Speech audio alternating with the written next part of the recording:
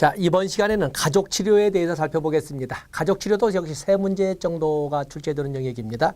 그래서 가족치료 보면은 특히 뭐 민우친의 구조적 가족치료라든지 또는 보현의 다세대 체계적 가족치료, 또 그런가 하면은 사티어 또는 뭐 사티어를 중심으로 하는 경험적 가족치료나 의사소통 가족치료, 또 그다음 최근에 강조되고 있는 해결 중심 단기 가족치료, 그 외에 뭐 전략적 가족치료, 또 이야기제 치료도 이렇게 언급되고 있습니다만, 어쨌든 가족치료에서는 우리가 사회복지 실천 기술로는 영역을 통해서 세 문제는 굉장히 많이 나오지 않습니까? 그래서 한 통으로 묶어서 진행을 하도록 하겠습니다. 뭐 깊이 들어가는 문제는 더 하더라도, 자, 먼저 우리가 정신분석적 가족치료. 사실은 정신분석이라고 하는 것은 1960년대에 그 애매성, 그 합리성에도 좀 뭔가 부족하다는 것과 장기 치료에 대한 비판이 등장하면서 정신분석적 치료는 1960년대부터 사실상 그 수면 아래로 잠들어버린 좀 배제되었던 이런 모형인데, 1980년대에 페어바인을 중심으로 한 대상관계 이론이 등장하면서 다시 인기를 끌게 된 이런 그 접근입니다. 대상관계 이론은 이미 우리가 일반적으로 옛날부터 있었던 것처럼 설명하지만, 과거의 어떤 대상에 대해서 가지고 있던 감정을 현재 눈앞에 있는 어느 대상에게 대신 풀이하거나 아니면 현재에 있어서 인간관계를 이끌어갈 때 그 경험을 반영한다거나 이렇게 바라보는 것이 바로 대상관계 이론이거든요. 그래서 어떤 과거 어떤 대상에 가지고 있었던 감정을 눈앞에 사회복지사에게 풀어내는 것은 전이라고 이렇게 풀어서 정리를 하는 것이고, 그에 비해서 과거에 어떤 대상과 있었던 이런 관계망을 통해서, 관계망이나 그런 경험을 통해서 현재의 인간관계를 조성해 가는 것은 대상관계 이론이라고 하는 것입니다. 그래서 거기 60년대에 다소 소원했던 이런 그 접근이 1980년대에 다시, 거기 보면 1번에 2번, 1980년대에 들어서면서 정신분석적 분야에서 대상관계 이론이 관심이 높아졌으며 정신분석적 가족치료가 관심을 끌게 되었다 해서 1980년대 이후에 다시 확대된 이론이 됩니다. 거기 보면은 정신분석적 가족치료는 결국에 목표를 어디다 주냐면 개인을 가족에서 해방시키는 것이라고 봅니다. 개인을 가족에서, 가족성원을 무의식적 제약에서 벗어나게 하여 과거의 무의식적 이미지보다 현실에 기초하여 가족이 건강한 개인으로서 서로 상호작용하도록 돕는 것을 정신분석적 가족치료라고 한다. 그래서 거기 페어바인의 대상관계 이론을 설명을 했습니다. 정신분석적 가족치료 기법에서는 중요한 것이 치료기법 첫 번째에 있는 것처럼 비지시적 기법을 사용한다. 비지시적 기법, 1번에 끝에 나와 있지요. 비지시적. 다음에 정신분석적 가족치료에서는 거기에 보면은 처리되지 않은 가족의 비밀을 명확히 하는 것이, 처리되지 않은 가족의 비밀을 명확히 하는 것이 중요한데, 그래서 네 가지 기법으로 경청, 감정이입, 그리고 해석, 그리고 중립성 유지라고는 네 가지 기법을 사용한다는 것을 봐주시면 되겠습니다. 그리고 치료자는 가족에 대한 사정에는 소극적이다. 거의 중요 표시하시고, 사정이라고 하는 것은 가족이나 가족 성원들이 가지고 있는 문제를 찾아내기보다는, 문제점보다는 보다 그들의 가족 성원들의 강점이나 자원을 찾아내는 것을 사정 아세스먼트라고 하는데, 그렇기 때문에 여기는 소극적이다. 거기다 액센트를 두셔야 되겠어요. 그래서 우리가 정신분석적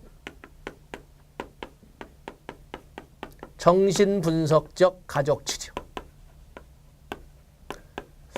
지금 제가 굳이 정신분석적 가족치료를 이렇게 판사하는 것은 출제가 되지 않아서 기대를 하고 있기 때문에 그렇습니다. 정신분석적 가족치료는 1980년대 대상관계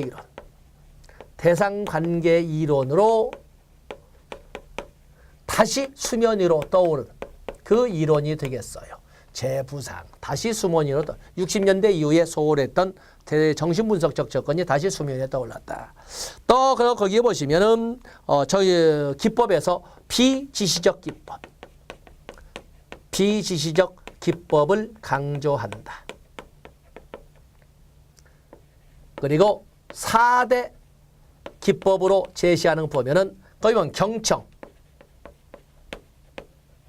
그리고 감정이입, 둘째 줄 나와 있지요. 그리고 해석, 그리고 사실 이렇게 쓴 것은 분석적 중립성, 바로 이것을 정신분석적 가족치료의 4대 기법이라고 이렇게 표현하는데 사실은 경청이나 감정이입이나 해석은 누가 말을 하지 않아도 틀리지 않습니다. 꿈의 분석, 전이의 분석 이런 것이기 때문에 다 좋은데 문제는 분석적 중립성이죠. 분석적 중립성. 이것 때문에 우리가 쓸 수 있습니다. 그래서 정신분석적 가족치료의 4대 기법으로서는 경청, 감정이입, 해석 거기까지 좋은데 분석적 중립성을 봐주시면 되겠고 그리고 중요한 것이 사정, 아세스먼트에는 가족 사정에는 그냥 소극적 사정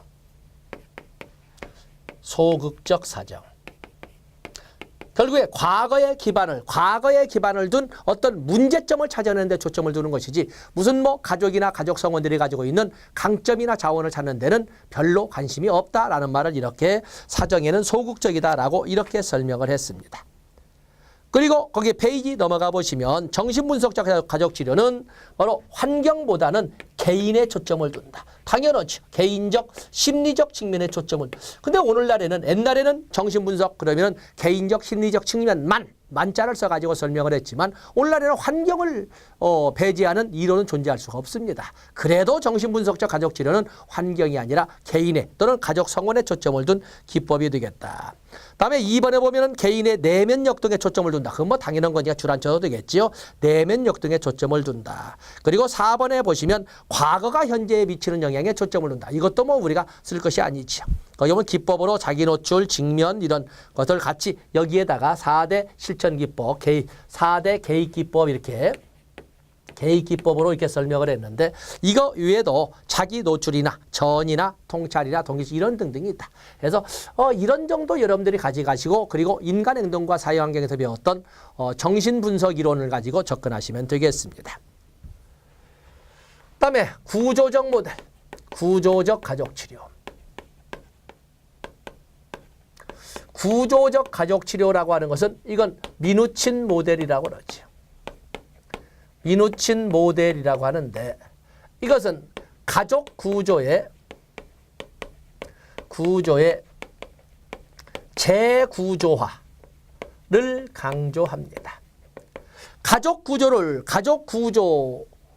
재구조할 수만 있다면 가족 문제는 해결될 수 있다 이 말이거든요. 그러면 가족 구조 재구조화를 뭐라고 표현한다? 경계선의 명확화.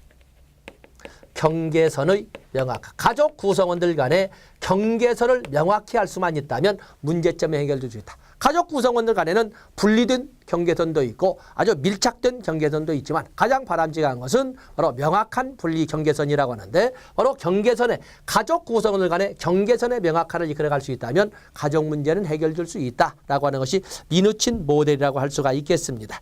자, 여기를 이 세 가지를 기본으로 해서 우리가 보면서 더 살을 찌우도록 하겠습니다. 구조적 가족 치료는 미누신에 의해서 또는 미누친에 의해서 나온 걸로서 가족 구조의 중요성을 강조한다.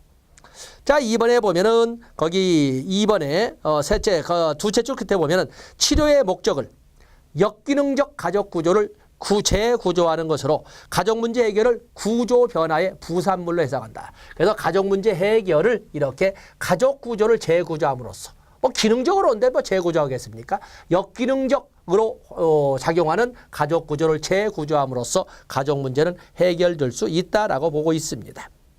3번 같이 살 지어보시고 그렇기 때문에 4번에 구조적 가족 치료는 상당히 역동적이며 짧은 면접 과정 속에서 가족 문제나 가족 구조를 변화시키려고 노력한다.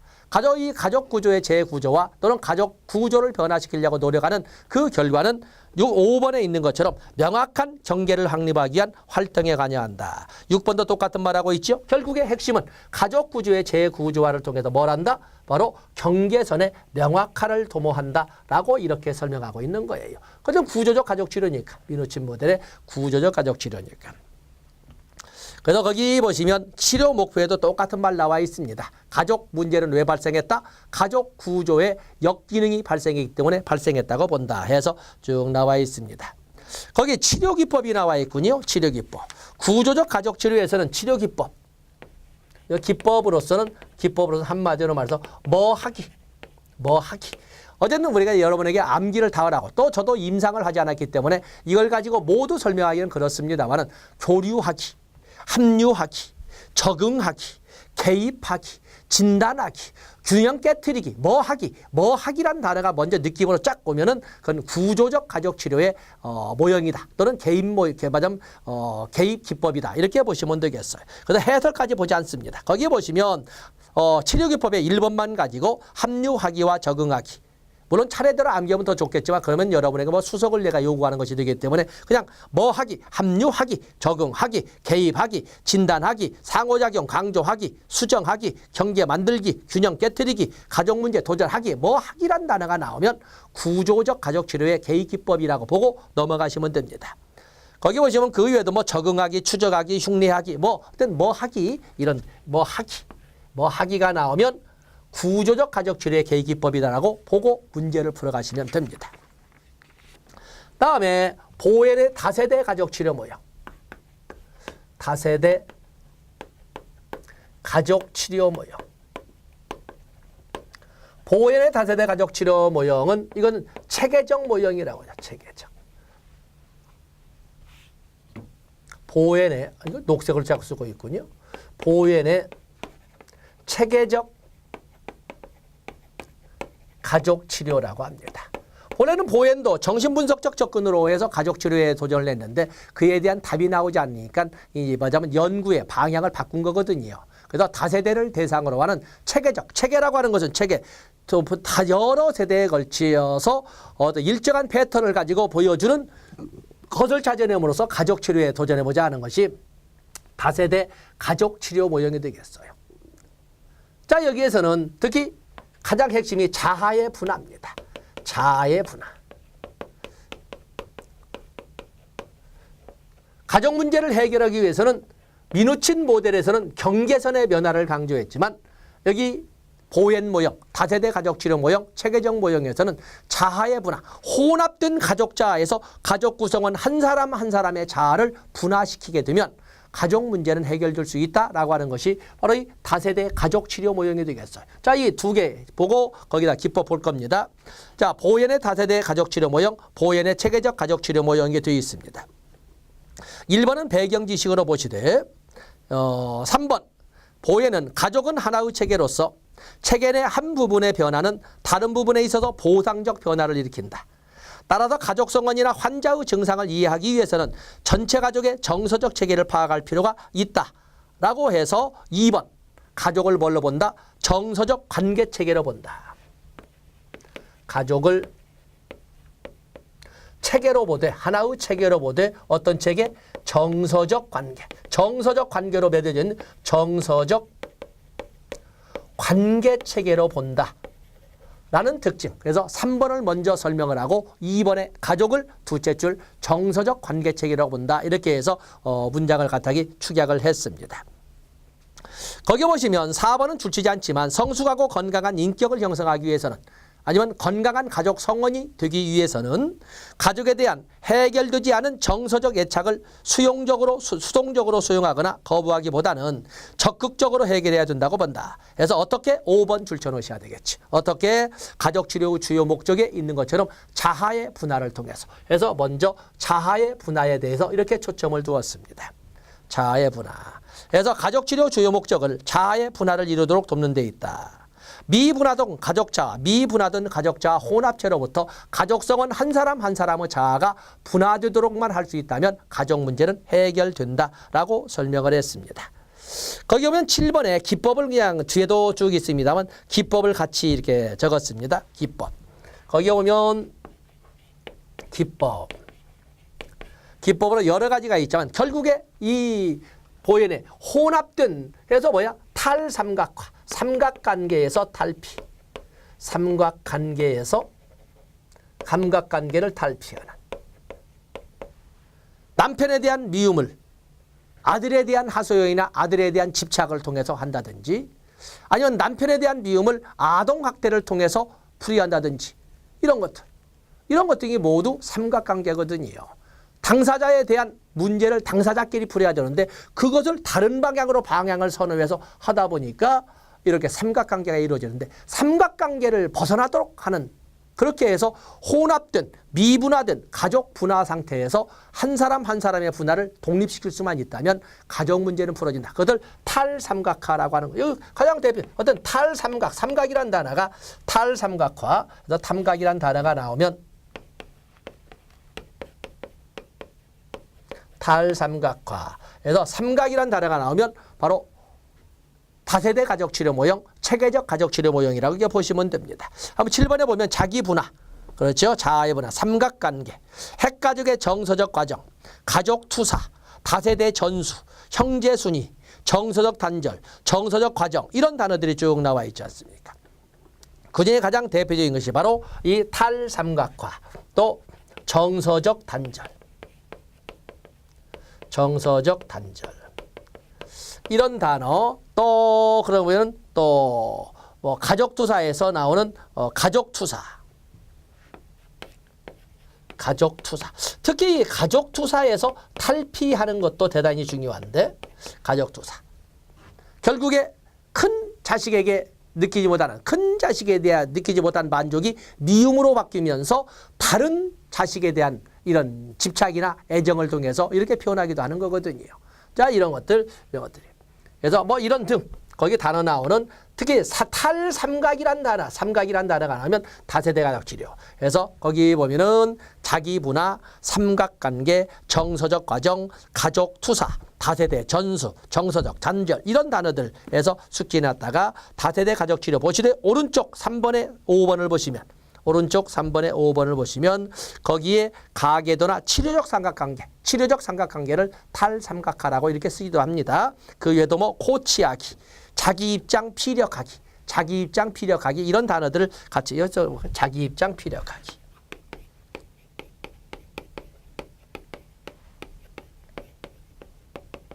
맞으면 자기 입장을 드러내기죠. 마음 가슴에만 담아있지 않고 자기 입장을 밖으로 드러내기를 이렇게 하나의 기법으로 한다는 것도 봐주시면 되겠습니다. 다음에 경험적 가족치료가 나와 있죠. 경험적 가족치료. 경험적 가족치료는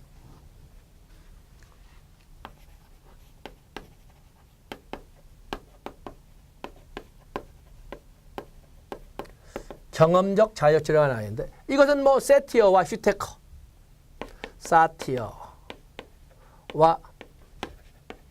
슈테커를 대표로 하는데 사티어와 슈테커. 경험적 가족치료는 인본주의 1960년대 인본주의 심리학에 기초하여 만들어진 가족치료 모델이 경험적 가족치료가 되겠어요. 이 경험적 가족치료는 정서적 경험 제공, 정서적 경험 제공을 통한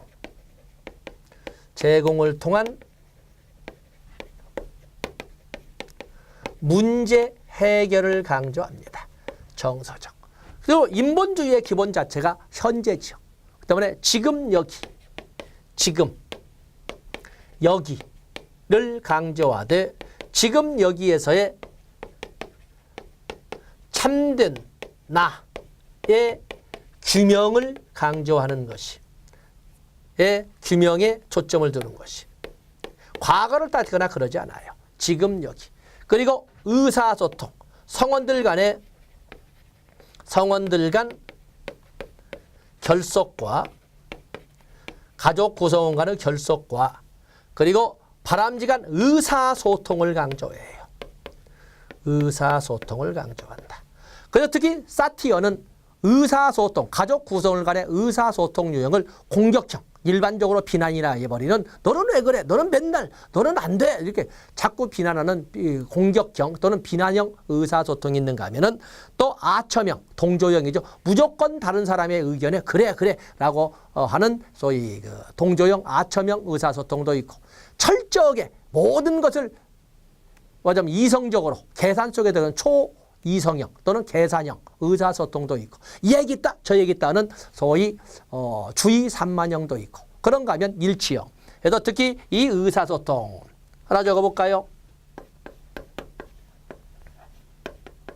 사티어의 의사소통.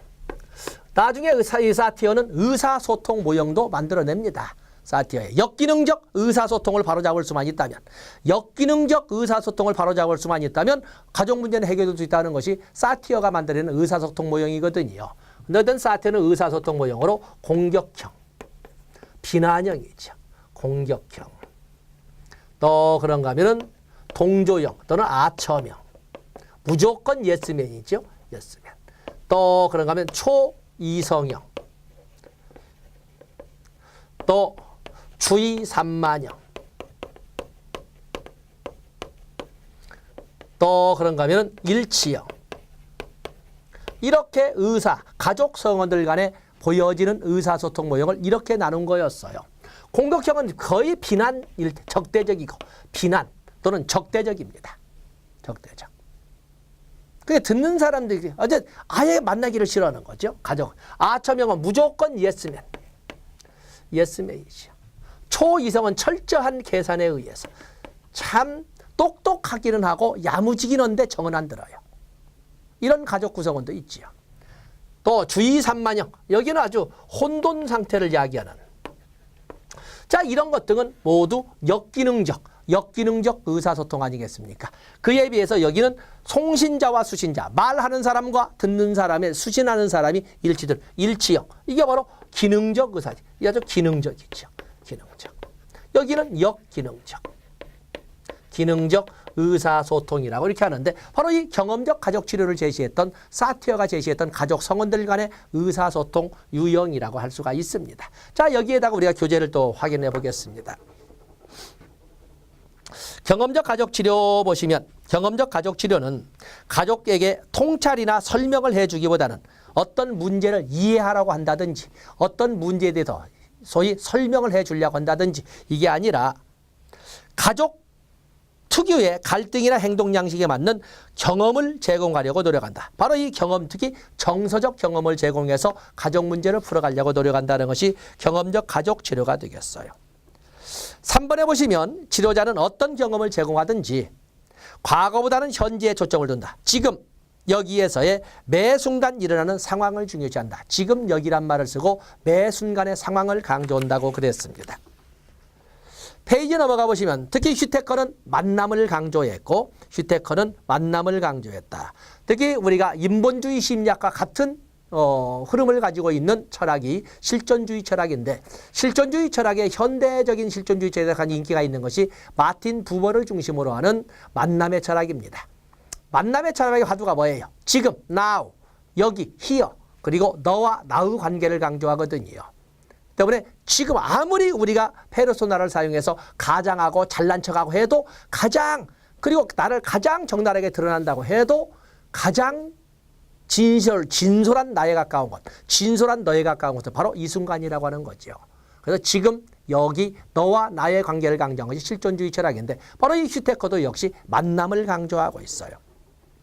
다음에 사티어는 바로 치료를 성장 과정의 체험이라고 하면서 성장 모델을 제시했다고 합니다. 거기에서 성장 과정의 체험이라고 주장하면서 성장 모델을 강조했다. 자, 보시고. 또 그런가 하면 7번에 보면 경험, 만남, 직면, 성장, 지금, 여기 이런 단어들 보시고. 2번에 보면 경험적 가족치료의 특징, 인본주의 심리학을 근간으로 등장했다. 둘째 줄 정서적 경험을 중시하였다. 또 성장, 개인 가족의 의사소통과 개인 가족의 성장을 치료 목표로 삼았다. 또 그런가 하면은 거기 3번에 보시면 문장이 길게 되어 있지만 셋째 줄에 참된 나를 규명할 수, 참된 개인이 되도록 가르칠 수 있다고 왔다. 참된 개인, 참된 나를 규명하는 데 초점을 두었다. 5번에 보면 가족 간 결속과 바람직한 의사소통을 강조했다. 그리고 기법이 출제가 잘 되지요. 거기 오면 기법. 여기 경험적 가족치료의 기법으로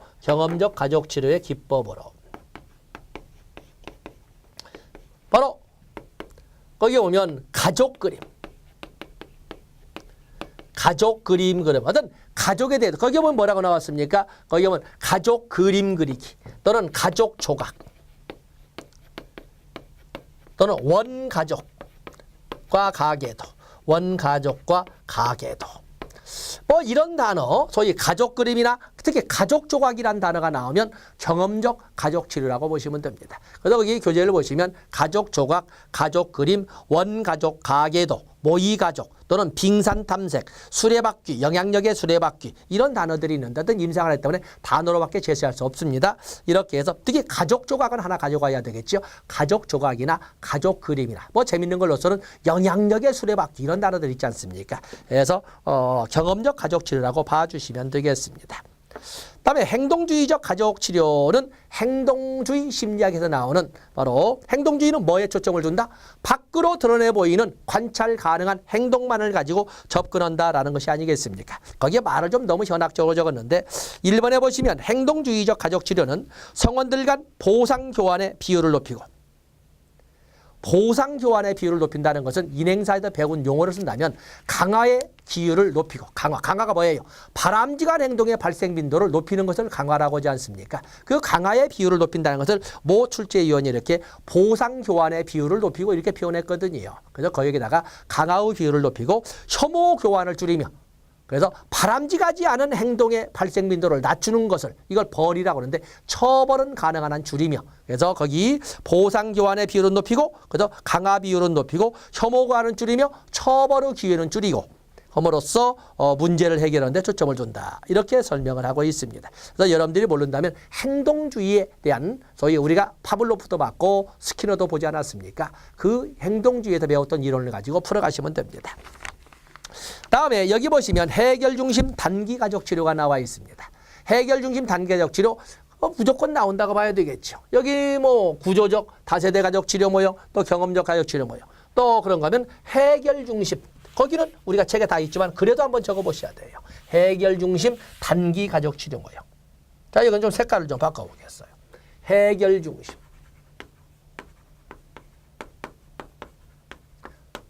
띄어쓰기 단기 그죠? 가족 치료 모형 김인수, 인수킴 이렇게 나와 있는데 거기 해결 중심 거기 스타브 짜르 연구팀이 여기서 개발되었다 되어 있는데 여기 보면은 1980년대에 만들어졌는데 이번에 이전의 증상 중심의 관점에서 벗어나 이전에 어떤 증상이 있었냐 그건 중요치 않고 예의 중심의 기능적 측면을 강화한 이론으로 예의 중심의 기능적 측면을 강조해요. 과거 증상에는 과거 증상에서 탈피. 거기는 과거 증상 관점에서 탈피하고 예의 중심의 기능적 측면을 강조하는 이론이 바로 가족치료 모형이 바로 이 해결 중심 단기 가족 치료예요. 특히 출제가 되는 것이 그 특징이 되겠는데 이 해결 중심 단기 가족 치료는 정신 건강을 강조한다. 정신 건강을 강조한다. 그리고 내담자의 입장을 중시한다. 내담자의 입장을 중시한다는 것은 어떠한 사안이나 어떠한 사물에 대한 인식이 내담자마다 다르다는 것을 인식하자는 거죠. 그러다 보니까 이것은 누구나 똑같이 누구나 그렇게 해야만 하는 이런 것을 보는 탈규범적 이거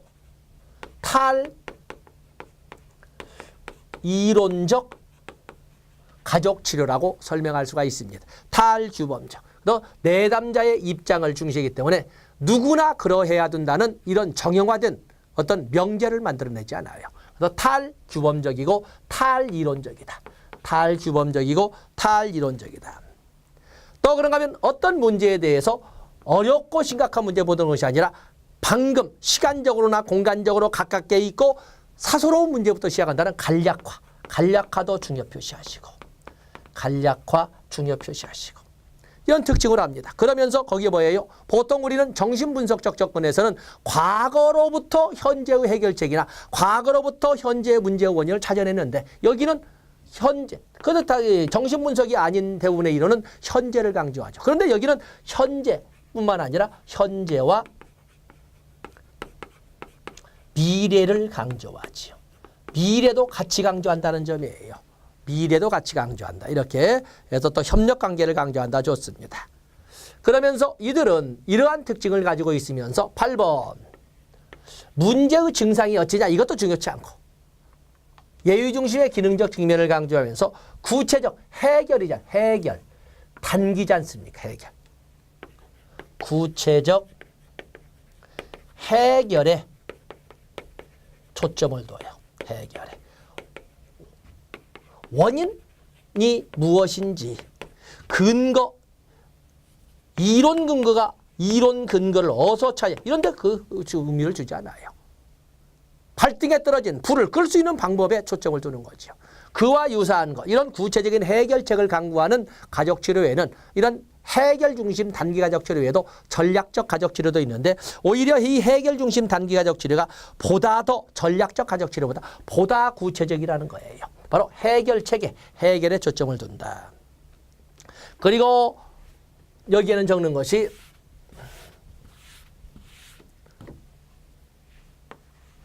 기법으로 질문 기법을 이용을 해요. 질문 기법으로.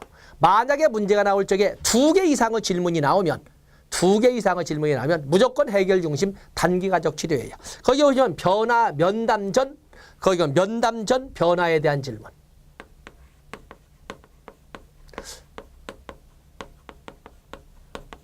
문제는 실사례를 가지고 자꾸 나오면 변화에 대한 질문.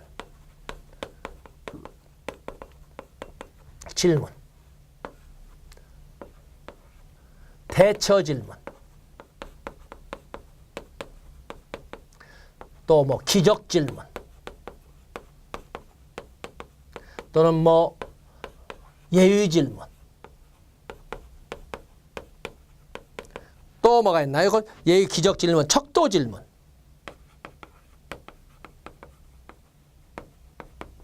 어떤 수치로 몇 번, 뭐 이런 수치로 척도 질문, 또 관계성 질문. 그 외에도 뭐 또 이런 등등 질문이 2개 이상이 나열이 되면 무조건 해결 중심 단기 가족 치료를 하되 이에 대한 것은 여러분들 학교에서 배웠던 것처럼 실사례를 가지고 이렇게 설명하는 문제들이 곧잘 나오고 있습니다. 그 외에도 헤일리를 대표로 하는 전략적 가족 치료 모델도 있죠. 전략적 가족 치료 모델에서 헤일리가 에릭슨의 관점과 개입 방법을 전략적 가족 치료하고 명명한 데서 비롯되어 있다. 그래서 에릭슨이 제시했던 심리사회 모형, 자아 모형이 있죠. 인간의 성격 발달의 단계를 일생에 걸친 8단계로 나누어서 설명했고 어떤 성격의 발달을 심리 사회적 위기의 극복 과정으로 설명했던 에릭슨의 이론을 가족 치료에 접목시킨 것을 헤일리의 전략적 치료, 전략적 가족 치료라고 한다라는 것을 여기 첫 번째 줄에 줄그어 놓으시면 되고 3번에 보시면 전략적 가족 치료는 해결 중심 단기 가족 치료와 마찬가지로 어떤 이론이나 이론 근거에 초점을 두는 것이 아니라 바로 발등에 떨어진 불을 끄는데 바로 바쁜 문제 해결에 초점을 둔다. 차이가 있다면 해결 중심 단기 가족 치료가 보다 구체적인 해결책을 강조한다는 데 차이가 있다. 그런 점 보시고 4번에 보시면 전략적 가족 치료는 문제에 대한 이해보다는 3번과 4번으로 본다면 문제에 대한 이해 아니면 이론 근거를 찾는 것 이것보다는 해결 방법에 초점을 두고 또 해결 방법에 초점을 두기 때문에 다양한 실용 기법을 강조한다. 그래서 여기는 판서지하지만 전략적 가족 치료는 해결 방법에 초점을 두면서 보다 실용적 접근을 강조한다는데 특징을 두고 3번, 4번을 가지고 접근하시면 됩니다. 그러면서 중요한 것은 기법입니다. 전략적 가족 치료에서 발등에 떨어진 불을 끄기 위한 해결 방법을 강구하는 데 있어서 사용하는 많은 방법 중에 하나가 증상 처방인데 증상 처방 중에서도 특히 역설적 지지. 역설적 지지나 역설적 지향이라고 하는 건 뭐냐면 고민할 시간이 있으면 일을 저질러 보라는 겁니다. 어떻게 방향을 제시했는데 자꾸 반항을 하고 거절한다면 너 그러면 질리도록 해봐. 더 해보도록. 담배 안 끊어지면 너 밤새도록 담배 피워봐. 라고 하는 것처럼 역으로 질리게 해보도록 이렇게 기회를 제공하는 것은 역설적 지지라고 합니다. 그 때문에 전략적, 문제 해결 방안을 강조하는 전략적 가족 치료에서 증상 처방이나 역설적 지지 또는 뭐 재구성, 실현 기법 이렇게 나와 있는데 특히 거기 보면은 5번에 역설적으로 지지하거나 오히려 증상을 처방하기도 한다 해서 역설적 지지와 증상 처방은 그냥 역설적 지지와 증상 처방이 나오면 전략적 가족 치료로 이렇게 접근해서 줄을 그어 놓으시면 되겠습니다. 다음에 의사소통 모형 사티어에 의해서 제시된 경험적 가족 치료를 이끌었던 사티어에 의해서 제시된 의사소통 모형도 있는데 의사소통 모형은 2번 가지고 가겠습니다. 문제의 중심을 가족 간의 역기능적 의사소통에 두고 바로 이 역기능적 의사소통을 교정할 수만 있다면 가족 문제는 해결될 수 있다라고 보는 것이 바로 2번이 되겠습니다. 뭐 저희와 같은 경우에도 보면은 한참 사춘기 때 애들이 아주 격렬하게 이렇게 좀 문제를 많이 일으켰는데 그 당시에 있던 것이 사티어 본다면 비난형, 공격형 의사소통이었어요. 그러니까 더욱더 같이 있으려고 하고 더욱더 집 밖에 나가서 겉돌려고 했던 애들에게 안에서 한 사람이 의사소통 유형을 바꾼 거죠. 그래서 언제나 비난 일색으로 공격적인 비하시키는 이런 의사소통에서 자꾸 수용형으로 일치형보다는 처음에는 아처명처럼 예스맨처럼 그 애들이 하는 용어를 발언을 받아들이면서 접근성을 높였던 거였어요. 결국에 어떻게 하자는 것은 아니겠지만 역기능성을 가지고 있는 의사소통을 바꿀 수만 있다면 가족 문제는 해결될 수 있다라고 하는 것이 바로 이 의사소통 가족치료 모형이 되겠어요. 그 정도 보시면서 페이지 넘어가 보시면 거기 기법에 역시 전략적 가족치료모형에서 쓰는 것처럼 증상 처방도 있고 역설적 명령도 있고 대재명명화도 있고 어떤지 아직까지는 그렇습니다만 이런 기법들을 같이 봐주시면 되고 그 외에도 이야기를 자꾸 해보도록 함으로써 그 클라이언트나 가지고 있는 아니면 그 가족이나 가족 성원이 가지고 있는 어떤 문제를 가시화시킬 수 있도록 하는 기법. 그래서 이야기를 통해서 너무 깊게 나왔지만 이야기를 통해서 그 어떤 문제를 찾아내고 문제 해결의 실마리를 찾아보자 하는 것은 이야기체 가족치료 모형이라고 합니다. 좀 더 뭐 자세히 들어가겠지만 이런 정도 가지고 우리는 약 3문제 정도를 예상해 볼 수 있는 가족치료 모형 또는 가족치료 이론을 마감진 걸로 하겠습니다. 다음 시간에는 이제는 3장으로 집단으로 넘어가도록 하겠습니다. 고맙습니다.